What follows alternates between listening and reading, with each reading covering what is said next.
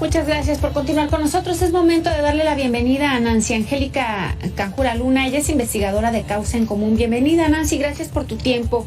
Oye, he escuchado a diferentes organizaciones hablar sobre esta normalización de la violencia en nuestro país, y te pongo nada más aquí un ejemplo para que me digas qué es lo que te parece, si estás de acuerdo o no. Leopoldo Maldonado, director de Artículo 19, ha dicho en repetidas ocasiones que la defensa de los derechos humanos pues queda totalmente nula cuando desde el atril presidencial se normalizan actos de violencia, y no le queda otra cosa al resto de la administración más que remar contra la corriente o subirse a, digamos, la ola.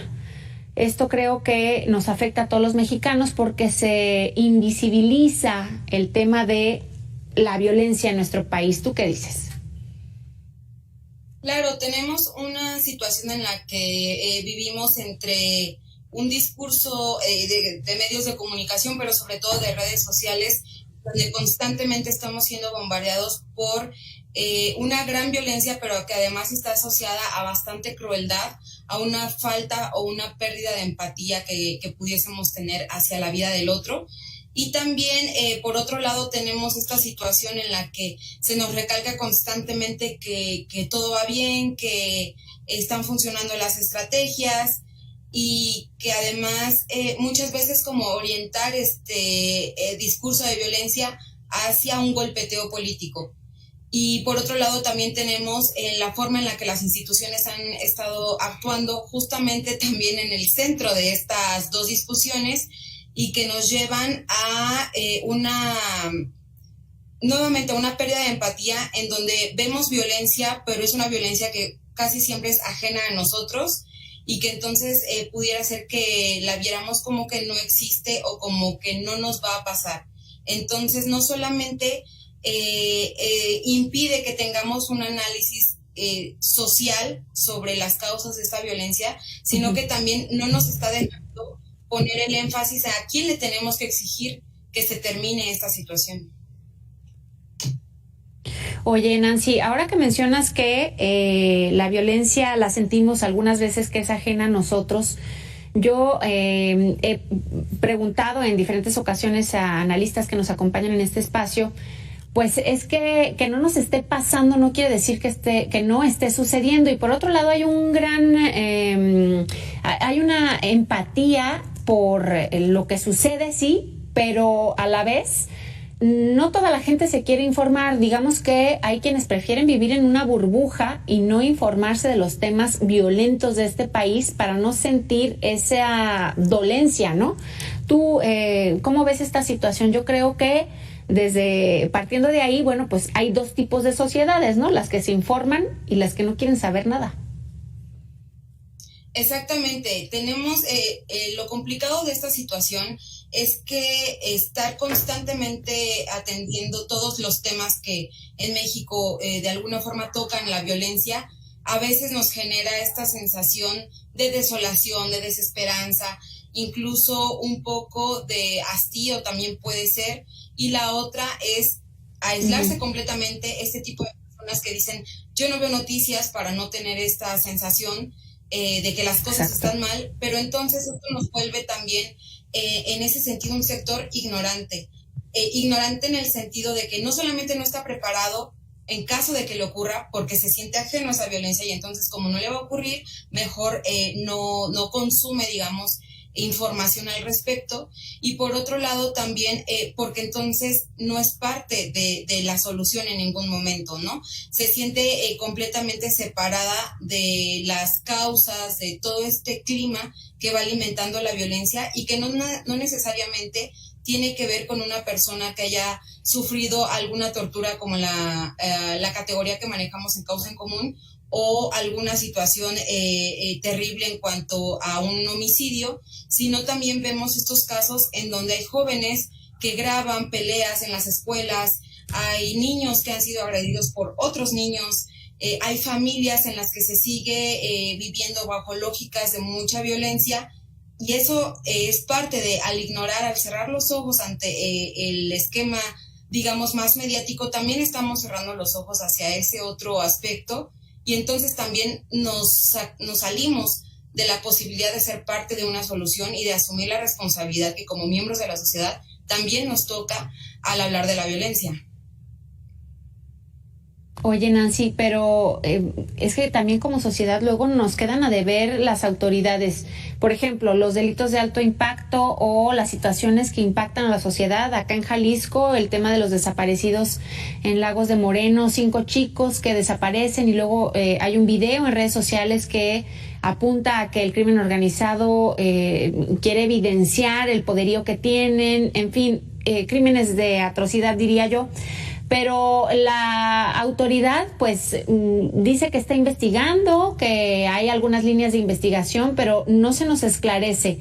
Siempre hay una revictimización, incluso por parte de la sociedad, a decir, estaban metidos en algo y eso es lo que los llevó a ese destino. Si la autoridad, y no sé si tú concuerdas conmigo en esa parte, o si me puedes ayudar a entender, ¿por qué no desmiente esto y sigue adelante con las investigaciones? Es decir, eso nos dejaría un poco más tranquilos, incluso sabiendo si se dedican a algo en específico o no, o cuáles serían las causas por las que estos chicos desaparecen.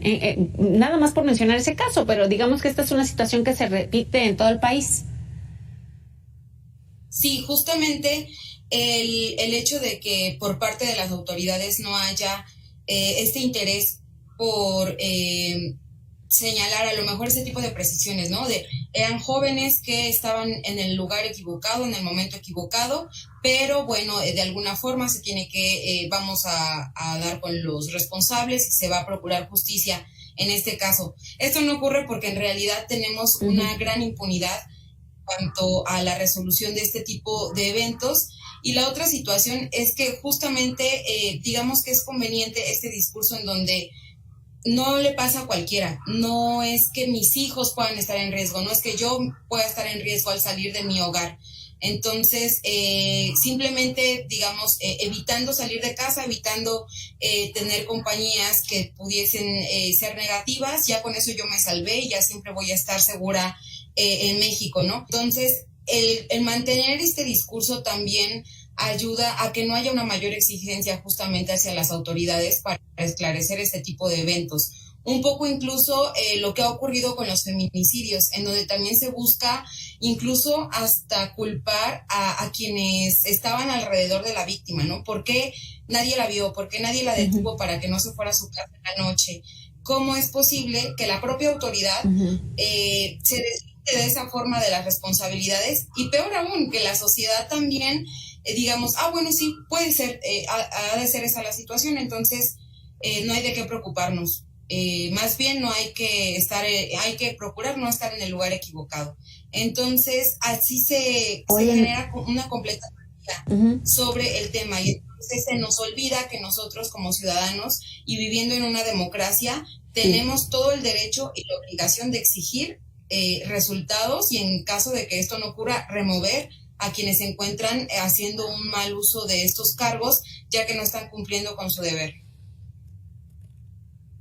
Oye, Nancy, pero me parece que también aquí habría que poner sobre la mesa el tema del mensaje ambivalente, ¿no? Porque por un lado, como bien señalas, bueno, pues la autoridad no dice mucho, pero parece que también al omitir la información nos está dando el mensaje de que todos podemos azarosamente padecer el mismo destino, ¿no? O todos podemos ser blanco de desaparición o de secuestro express, en fin. Y por otro lado también ahora me llama mucho la atención, Nancy, y lo quiero comentar contigo, que hay códigos no escritos, pero que sí se han dado a conocer con el tema del movimiento feminista, ¿no? De cómo aproximarte a una mujer, de lo que está correcto o es incorrecto, sobre todo con la forma de vestir, porque luego ha habido autoridades que dicen es que por eso las matan, ¿no? O por eso las secuestran, en fin. Creo que este es una moneda que sí tiene las dos caras, pero en ningún momento cae de un lado, ¿no? Por un lado, hasta dónde permitir y por otro lado, hasta dónde ser libre. No sé si me explico, Nancy. Claro, lo que pasa es que tendríamos aquí que orientar hacia dónde es que estamos cayendo, digamos, como víctimas, por así decirlo, de esta forma de trabajo que tienen las autoridades. Y creo que justamente este doble discurso es el que no nos permite tener en claridad cuál es el peligro que estamos viviendo como ciudadanos actualmente. Entonces, por ejemplo, una persona que trabaja, que hace home office, que además vive en un área urbana donde es una colonia no tan popular, pues seguramente se va a sentir muy segura y muy ajena a cualquier tipo de violencia. Pero lo que nos tiene que quedar en claro es que en esa situación todos somos víctimas potenciales, tal vez no de la violencia, pero sí de la impunidad. A lo mejor a mí el delito por el que, digamos, soy víctima no es una desaparición forzada, no es un feminicidio, pero tal vez sufro un secuestro express, digamos, en términos de posibilidad, o un asalto como los que se han estado mucho actualmente en Ciudad de México al hacer un cambio en una casa de cambio de divisas o a retirar dinero de una sucursal.